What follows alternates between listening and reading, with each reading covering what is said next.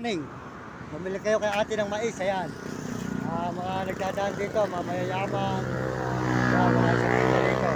Ayan, solkot kayo ate, ayan. Inihaw na mais. Ba't di ka nag-aalaga? Ayan, maganda rin yan, mga mayayaman. Ayan, solkot sa inyo, ayan po. Sila ate, ayan, may tinda po ng mga mais dito. Ayan, bumili kayo sa kanila. Hintuan na nyo sila para na natin tulong, mga kababayan. At mapag-aral ang kanyang mga anak at makabili ng bigas at saka ulam si ate. Ayan. Papanood to, mga nanonood sa akin ito sa yan. Marami ka magiging customer. Nalagay na pa sa YouTube yan. Hindi ka pala ito ng mga brother. Mga nagdadaan dito. Ayan. Ito naman TikTok. Ito YouTube. Ayan. Si ate po, mga idol. Ayan. Bumili kayo sa kanila ng mais. Ayan, i-edit ko na to ha. Sa TikTok to, i-edit ko na.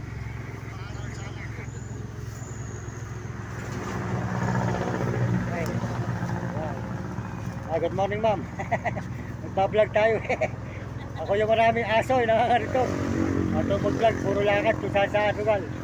Good morning. Papunta ako ng Aurora. Ayan. Bumili kayo sa kanya at masarap po kanilang mais. Bagong luto, bagong ani. Ayan, sariwa-sariwa.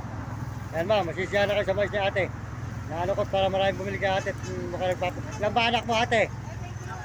Ayan, nag-aaral. Ayun, ang maganda, mag-aaral kayo mabuti. Mahirap sumunod kayo sa inyong magulang. At huwag kayong pasaway. Sumunod kayo sa inyong guro para maganda yung magiging kinabukasan. Alam mo, masarap yung nakatapos. Di, totoo yun. Kung nakapag-aaral kayo, tapos maganda buhay, tulungan niyo yung magulang nyo.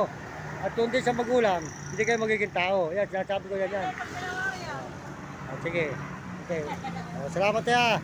Ayan.